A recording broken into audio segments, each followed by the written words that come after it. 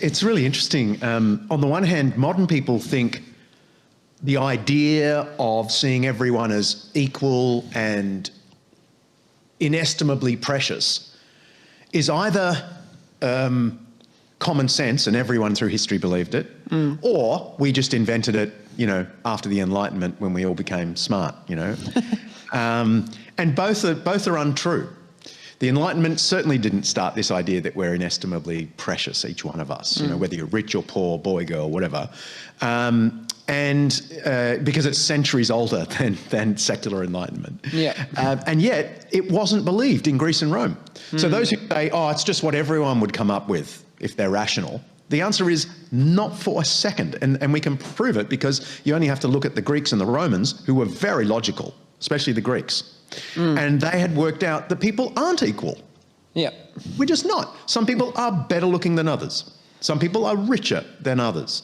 Some people are stronger than others. Some people are better in war than others. Some people, and on and on and on. Yeah. And it just does not make any logical sense at all to say that the brilliant senator who's been a warrior and now is an elite Roman has the same value as the slave.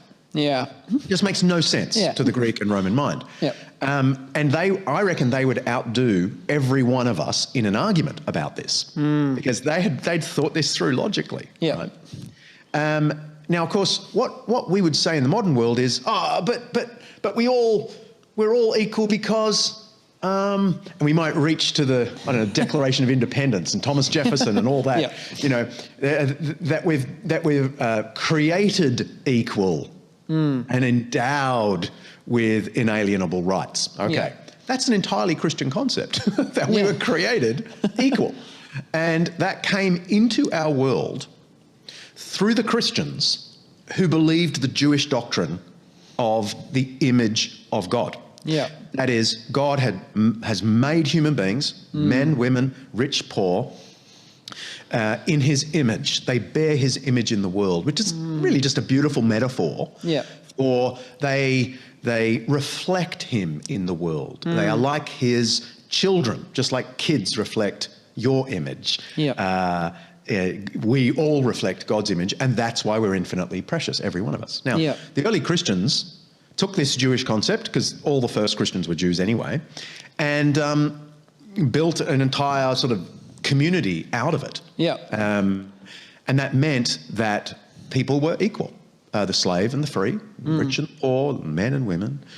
And this upended Greek and Roman society, so that within about 3 centuries, Christians had persuaded a significant portion of the population that this was true. And then that influenced the West. Yeah. So that, wherever Christianity went, there was some version of this egalitarian view that we all now have that says everyone is equal. So the data on this is very clear. This isn't just Christian apologetics to say this. It's a thought you find in all of the Christian texts. Yep. You don't find it in any of the Greek or Roman texts. And that's what gave us modern secular humanitarianism, which sees everyone as equal.